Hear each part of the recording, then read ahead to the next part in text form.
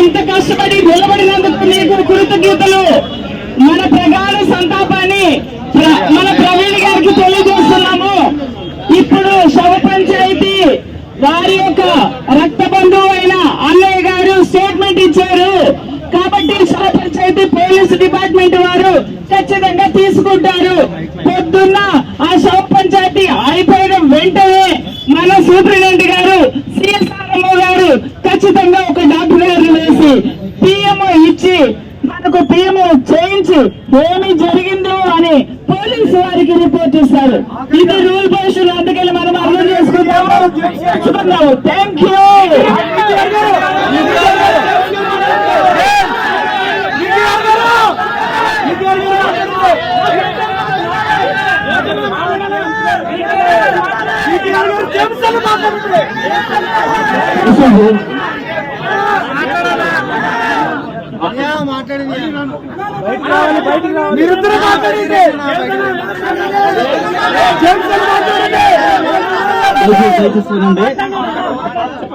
దయచేసి వినండి. కొంచెం మనం నేను చెప్పేది ఒకసారి దయచేసి వినండి. ఇప్పుడు ఏదైతే మనకి రిటైర్ సిఐ గారు ఎవరైతే ఉన్నారో సార్ రాసిన రిపోర్ట్ అంతా మీరు చదివారు కదా, దయచేసి వినండి. మనకు అనుమానాస్పదమైన ఆ పదం అనేది మనం కోరుకున్న పదం, అది ఖచ్చితంగా అది రికార్డ్ చేశారు. రెండవది, అనేకమైన గాయాలు ఆయన దేహం మీద ఉన్నాయన్న పదం కూడా రాశారు. ఈ రెండు పదాలని బేస్ చేసుకుని ఇప్పుడు ప్రధానంగా వాళ్ళ యొక్క సమక్షంలో బంధువులు ఎవరైతే ఉన్నారో వాళ్ళ సమక్షంలో వాళ్ళ సంతకాలు పెట్టి ఇప్పుడు దాన్ని బట్టి ఎఫ్ఐఆర్ వేస్తారు. ఇప్పుడు స్టెప్ ఏం జరుగుతుందంటే, ఇప్పుడు పంచనామా స్టార్ట్ అవుద్ది. అంటే మనం ఏదైతే అనుమానం చేస్తామో ఆయన నిజంగా బండి మీద పడిపోతే గాయమైందా, లేదంటే దేనితోన్నా కొడితే గాయమైందా, ఇవన్నీ పంచనామాలోనే తేలుతాయి. కాబట్టి నెక్స్ట్ జరిగే ప్రొసీజర్ ఇది. పోలీసు వారు కూడా మనకి ఏమీ ఎగ్నెస్ట్ గా లేరు, వాళ్ళు ఖచ్చితంగా మనం సహకరిస్తున్నారు, మంచి మాట చెప్తున్నారు, మనం అన్నట్టుగానే రిపోర్ట్ తీసుకున్నారు. ఇంకొకటి, రేపు జరగబోయేది ఏంటంటే పెద్దల సమక్షంలో వాళ్ళ బంధువుల సమక్షంలో వీడియో ఫొటోస్ తో సహా పోస్ట్ మార్టం జరుగుద్ది. ఊరికే చేయరు, మనం అందరం ఉంటాం. అయితే నైట్ టైం అనేది పిఎం జరగదు కనుక రేపు ఉదయం చేస్తారు. నిజానికి బంధువులు ఉదయం వచ్చుంటే ఎప్పటికి పోస్ట్ మార్టం అయిపోయేది, వాళ్ళు లేట్ గా రావడం వల్ల అవ్వలేదు. కాబట్టి దయచేసి అదన్నా జరిగేది ఇది, నెక్స్ట్ జరగబోయేది. మన అందరూ ఉండండి, ఓపికగా ఉండండి. నాకు బీకేఆర్ గారు మాట్లాడతారు ఒకసారి.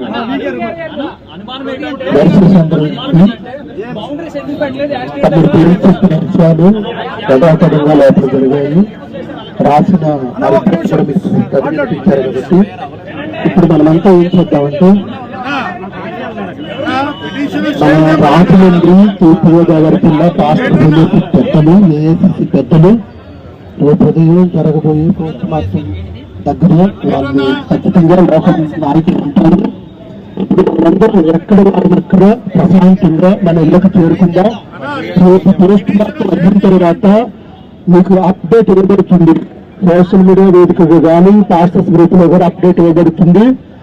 దానిని బట్టి మీరంతా చేరుకునే అవకాశం ఉండొచ్చు. అప్పటి వరకు అందరూ సమయాన్ని పాటించండి, ప్రశాంతంగా ఎవరిళ్ళకి వారు వెళ్ళాలని క్రీస్తు పేరిట ప్రేమతో మనవి చేస్తూ, అందరికీ ప్రేమపూర్వకమైన వందనములు తెలియజేస్తూ, ఒకవేళ పోస్ట్ మార్టం రిపోర్ట్లు ఏదైనా అనుమానాస్పదమైన పరిస్థితి ఉంటే అప్పుడు మనమంతా మరలా ఇదే రీతిగా ఐక్యత చాటుదాం, న్యాయం కోసం పోరాడుదాం. క్రైస్తవ ఐక్యత, క్రైస్తవ ఐక్యత.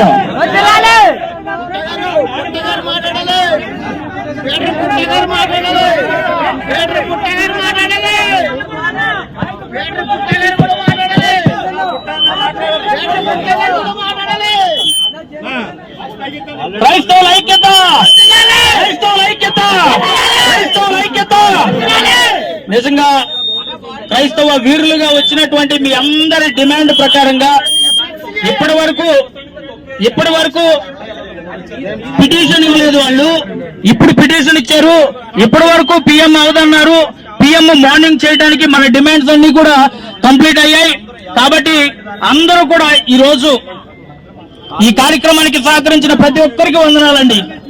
పిటిషన్ కాపీ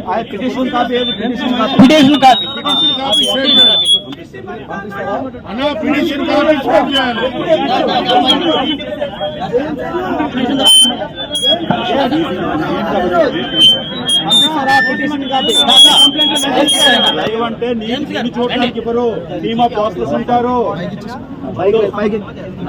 మెడికల్ టెర్మినాలజీ వేరే ఉంటుంది. నువ్వు పోస్ట్ మార్టం చూడడానికి కెపాసిటీ ఉంటుందండి. ఒక టీం ఉంటుంది. డాక్టర్ నేను డాక్టర్ గారిని లేకపోతే మనం అసైన్ చేస్తాం, గవర్నమెంట్ అసైన్ చేస్తుంది. దయచేసి అందరు కూడా వినండి ఒకసారి. మై డియర్ బ్రదర్స్, అందరికీ మీరందరూ కూడా కష్టపడి ప్రయాసపడి మన దైవజనులు మనం పోగొట్టుకున్నాం. ఆయన మీద ప్రేమతో మీరు అందరూ కూడా వచ్చారు. అని బట్టి ప్రత్యేకంగా వందనాలు. ముఖ్యమైన విషయం ఏంటంటే గొడవలు ఏం చేయకుండా ప్రశాంతంగా ఇంటికి వెళ్ళటానికి పోలీసులు మనకు సహకరించారు. రేపు ఉదయం పోస్ట్ మార్టం చేస్తున్నారు. రేపు ఉదయం 10 గంటల నుంచి స్టార్ట్ అవుతుంది ఆ కార్యక్రమం అంతా కూడా. ఎవిడెన్స్ అన్ని కూడా ఇస్తారు, ఎలా జరిగింది, అది ఇన్సిడెంటా యాక్సిడెంట్ అనేది రేపు మార్నింగ్ కన్ఫర్మేషన్ ఇస్తారు. కాబట్టి అందరు కూడా కామ్ గా ఎవరి ఇళ్ళకి వెళ్ళండి. రేపు మార్నింగ్ మరలా మనమందరం కూడా ఇక్కడ చేరదాము. ఇప్పుడు నైట్ వెళ్ళిన తర్వాత సోషల్ మీడియాలో ఒకవేళ లైవ్ ఇవ్వాలంటే డైవిజన్లు ఎవరైనా ఇస్తారు, మీరు ఫాలో అప్ చేయండి. రేపు మార్నింగ్ ఏ టైంకి రావాలని మీకు చెప్తాము. ఇప్పుడు ఏం గొడవ లేదు, కంప్లైంట్ ఇచ్చేసారు, ఎఫ్ఐఆర్ కాపీ చేశారు. మార్నింగ్ పిఎం చేస్తారు కాబట్టి ప్రశాంతంగా వెళ్ళవలసింది ప్రేమకు మనవి చేస్తున్నాను. గొడవలు ఏమి లేకుండా ప్రశాంతంగా వెళ్ళవలసింది ప్రేమపూర్వక మనవి. Thank you. ప్రభుత్వానికి ఒకటే విన్నపం అండి, ఇట్లాగా చాలా మంది క్రైస్తవుల మీద ఉద్దేశపూర్వకంగా దాడులు జరుగుతున్న కారణంగా మనం ప్రవీణ్ ప్రగడాల్ గారికి జరిగిన విషయంలో మనం ఆలోచించవలసి వస్తుంది. అంతేకాదు ఎవరైతే బైబిల్ విషయంలో డిఫెండ్ చేస్తున్నారో వారి ప్రాణాలు కూడా ఎప్పుడున్నట్టు హెచ్చరించడం. క్రైస్తవ నాయకులు పెద్దలు ఇక్కడ మార్చురీ దగ్గర ఈ రాజమండ్రి హాస్పిటల్లో జరిగినటువంటి దగ్గర ప్రధాన డిమాండ్ ఏంటి క్రైస్తవ సమాజం నుంచి అనే దానికి ఒక స్పష్టమైనటువంటిది లేదు. ఎందుకొరకనంటే యాక్సిడెంట్ జరిగినటువంటి స్పాట్ దగ్గర ప్లేస్ దగ్గర మీరు ఎక్కడైనా చూడండి, ఏ హైవేలో కానీ లేదంటే ఏ ప్లేస్లో కానీ చుట్టూ ఒక మార్కింగ్ చేస్తారు, ఒక ప్లేస్ చేస్తారు. అందులో క్రైస్తవ్యంలోనే చాలా మెజారిటీ కోరుకునేటువంటి వ్యక్తి, చాలా ప్రాముఖ్యమైనటువంటి వ్యక్తి హత్య చేయబడ్డాడు అని మొత్తం రెండు రాష్ట్రాల్లో కూడా ఆందోళన చేస్తున్నటువంటి టీవీ 9లో ప్రెస్ అన్నింటిలో వస్తున్నటువంటి న్యూస్ విషయంలో కనీసం ఇందాక 2-3 గంటల సేపు నేను అక్కడికి వెళ్ళి చూశాను. ఒక పోలీసు కానీ లేదంటే అక్కడ ఏదైనా ఒక బౌండరీ గీసినటువంటి విధానం కానీ ఏదీ లేదు. అక్కడ ఉన్నటువంటి మీడియా వాళ్ళు వస్తున్నారు, ఈ బండిని పట్టుకుని ఇదిగో ఈ బండి ఎలా యాక్సిడెంట్ జరిగింది, ఈ హెల్మెట్కి ఇలా బ్లడ్ అంటుకున్నది, ఈ స్పెడ్స్ ఇలా ఉన్నది, మాస్క్ ఇలా ఉన్నది అని చెప్పేసి ఎన్నో రకాలుగా దాన్ని పట్టుకుని చెప్తున్నారు. మరి ఎవిడెన్స్లు ఎలా దొరుకుతాయి? ఎవిడెన్స్లు డెడ్ బాడీ దగ్గర మీరు మార్చరీ చేస్తే మీకు దొరికేస్తాయా? అక్కడ ఎవరు వచ్చారు, అక్కడికి ఎవరు రాకుండా ఎలాగా ముందు కనీసం అక్కడ ఇన్వెస్టిగేషన్ జరగాలి కదా. స్పాట్ దగ్గర ఇన్వెస్టిగేషన్ లేకుండా మార్చురీలో జరిగే దాని గురించి మాట్లాడతారేంటి? అసలు ఎక్కడ అక్కడ సీసీ ఫుటేజ్ కరెక్ట్ గా పెట్రోల్ బంక్ ఆపోజిట్ లో జరిగింది యాక్సిడెంట్. ఆ పెట్రోల్ బంక్ ఆపోజిట్ లో జరిగినటువంటి ఆ సీసీ ఫుటేజ్ ఇవ్వండి అని అంటే దానికి సంబంధించినటువంటి సరైన స్పందన లేదు, రెస్పాండ్ లేదు. ఏంటంటే ఇచ్చేసాం, పంపించేసాం వాట్సాప్ గ్రూపుల్లో. అందులో ఏమన్నారు, ఆ దూళ్ళేసిపోంది అంటది. దూళ్ళేసిపోంది ఎక్కడ లేసిపోంది? రాజమండ్రిలో లేసిపోందా, విశాఖపట్నంలో లేసిపోందా, లేదంటే విజయవాడలో లేసిపోందా? బోల్డ్ చోట్ల లేసిపోతుంది. స్పాట్ కావాలి కదా మనకి. ఆ స్పాట్ కరెక్ట్గా అదే వీడియోనా అక్కడ ఉన్నటువంటి నయారా బంక్ దగ్గరదేనది కాదా అనేటువంటి మనకి డిమాండ్ వద్దా? మనకి ప్రధానమైన డిమాండ్ వద్దా? కంప్లైంట్ రాసేసాం, ఎఫ్ఐఆర్ రాసేసాం, తెల్లవారుజాము పంచనామా జరిగిపోతుంది. పంచనామా జరిగిపోయినటువంటి దానికి డెడ్ బాడీ తీసుకుని వెళ్ళిపోతారు. ఇదే క్రైస్తవం. రేపొద్దున వీళ్ళయ్యారు, రేపొద్దున మనం అవుతాం. ఏంటి దీనికి జవాబు? ఏంటి జవాబుదారీతనం లేదా దీంట్లో? ఒక పోలీస్ గారైనా బయటకు వచ్చి ఎందుకు దానికి చుట్టూ బౌండరీస్ పెట్టలేదనే దాని కొరకు ఎవరైనా ఇప్పుడు వరకు చెప్పారా? దాన్ని అడిగారా? ప్రధాన డిమాండ్ అంటే అని అడిగారా? ఒకరైనా సరే ఎందుకు పెట్టలేదు అనే దాన్ని అడిగారా? మరి ఎవిడెన్స్ మాఫీ ఎలా చేస్తారు చెప్పండి? మీరు ఎవిడెన్స్ మాఫీ ఎలా జరుగుతాయో చెప్పండి. ఆ మాత్రం తెలియదా? మనం చదువుకోవట్లేదా? నెట్లలో చూడట్లేదా ఎవిడెన్స్ మాఫీలు ఎలా జరుగుతాయో? కొంచెమైనా సరే పెద్ద పెద్ద నాయకులు పెద్ద పెద్ద వారు అడగవలసినటువంటి విధానములు అడగకపోతే మనకి న్యాయం ఎలా దొరుకుతుందండి? మీరైనా ఆలోచించండి కొంచెం. ఎందుకు పెట్టలేదు గట్టిగా అడగండి. ఈ రోజు మార్నింగ్ మనం 8 గంటలకు వెళ్తాం, అక్కడ 8 గంటలకి ఇక్కడ ఎంత మనకు ఇంకా రేపు పొద్దున 8 గంటలకు ఏముంటదండి? అంబులెన్స్ లో బాడీ ఎక్కిస్తారా, హైదరాబాద్ వెళ్తుంది. ఏం జరుగుతుంది? అంతకు మించి ఏం జరగదు. అంతకు మించి ఏం జరగదు. ఏం జరుగుతుంది? రేపు పొద్దున 8 గంటలకు వస్తే ఏం జరుగుతుందండి? చెప్పండి. 8 గంటలకు వస్తే న్యాయం జరిగిపోద్దా చెప్పండి. పోస్ట్ మార్టం అవ్వకుండా ఏమవ్వకుండా పోస్ట్ మార్టం తెలుస్తానండి. స్పాట్ జరిగినట్టు ఎవిడెన్స్ వద్దా మాకు? స్పాట్ లో ఎవిడెన్స్ వద్దా మాకు? బౌండరీ లేకుండా ఎవిడెన్స్ కూడా తారుమారు చేసేస్తుంటే ఎవిడెన్స్ లేకుండా మాకు ఎలాగండి? మాట్లాడరంటే పెద్దలు, మాట్లాడరంటే నాయకులు, మాట్లాడరంటే స్పాట్ దగ్గర వదిలేసి పొద్దు టైం అవుతుందండి. అవ్వదు, గ్యారంటీ ఇస్తాను నేను.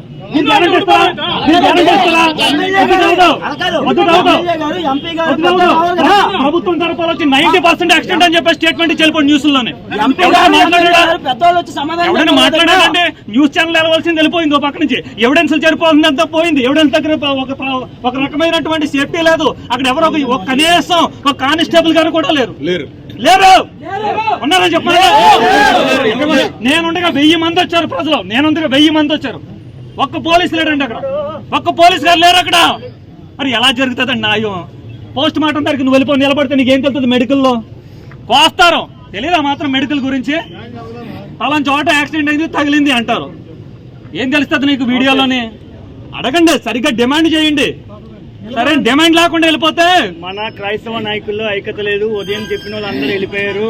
నిజంగా మాట్లాడితే ఎవిడెన్స్ లేకుండా అక్కడ అడగండి. ఎవిడెన్స్ లేకుండా అక్కడ అడగండి బాబు.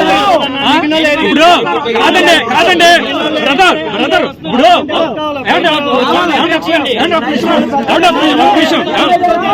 బాబు ఒక నిమిషం. ఇప్పుడు ఒక రేప్ జరిగింది అనుకో.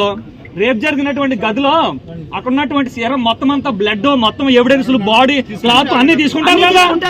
తీసుకుంటారా? మరి ఎవిడెన్స్ ఎక్కడ తీసుకున్నారు చెప్పండి. దీనికి ఎవిడెన్స్ ఎక్కడ తీసుకున్నారు? చెప్పండి సార్. మీరు రేపు వచ్చి రేపు ఏం జరిగింది?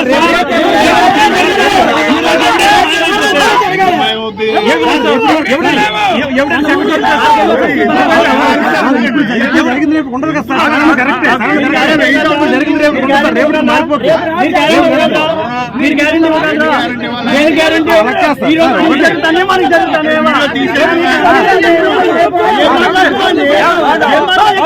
ఒకటే ఒకేసారి లోయ ఒకవేళ యాక్సిడెంట్ అయితే ఒకేసారి ఇలా పడితే బాడీ ఇలా ఎగిరి పడతాం మనం. అంతే కదా? అంతేనా? ఇలా పడితే బాడీ ఇలా ఎగిరి పడతాం. మాత్రం కూడా తెలీదా మీకు?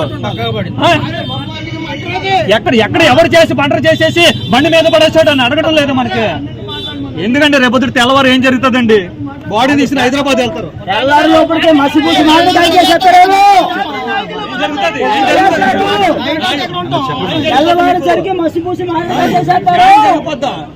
చెప్పండి. ప్రపంచంలో నిర్భయ కేసులకే దిక్కులేదు.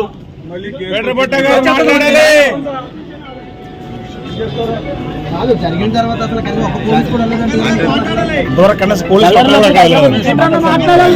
అడగండి. ఎక్కడ ఉన్నా సారీ అడగండి. ఏం తెలుస్తుంది? ఇప్పుడు పిటిషన్ అడిగాం. పిటిషన్ అడిగితే పిటిషన్ ఇవ్వాల. ఫస్ట్ పాయింట్, పిటిషన్ అడిగితే పిటిషన్ ఇవ్వట్లా. పిటిషన్ ఇస్తానంటున్నారు. పిటిషన్ అడిగితే పిటిషన్ ఇవ్వకోకుండా ఆ డిపార్ట్మెంట్ వాళ్ళే మాట్లాడేసి డిపార్ట్మెంట్ వాళ్ళే చదివేసి ఇప్పుడు పిటిషన్ ఫోటోలు తీసుకుంటాం అన్నా సరే, పిటిషను మాకు చేతికి ఇవ్వండి అన్నా సరే ఎక్కడా పిటిషన్ చేతికి ఇవ్వకోకుండా ఎఫ్ఐఆర్ చేస్తామన్నారు. ఒకవేళ పిటిషన్లో వాళ్ళకి ఇష్టమైనటువంటి కంటెంట్ రాసుకొని అదే కంటెంట్ మీద సంతకాలు పెట్టించుకొని రేపొద్దున ఎఫ్ఐఆర్ కూడా అదే అయితే ఇప్పుడు ఉన్న పరిస్థితుల్లో మనం ఏం చేయలేం. ఎందుకంటే ఇందాక తెలుగులో చెప్పింది వేరే, ఇంగ్లీష్ లో చెప్పింది వేరే. ఇంగ్లీష్ లో రాసింది వేరు, తెలుగులో ట్రాన్స్లేషన్ తప్పు చేశారు. కాబట్టి ఆ పిటిషన్ వచ్చేంత వరకు వెయిట్ చేద్దాం. రావాలి. వచ్చిన తర్వాత ఆ పిటిషన్ బేసిస్ గానే ఎఫ్ఐఆర్ అయిందా లేదా, అదే మనోభావాల కోసం సాఫ్ట్ కాపీ రిలీజ్ చేయాలి బయటికి. ఖచ్చితంగా.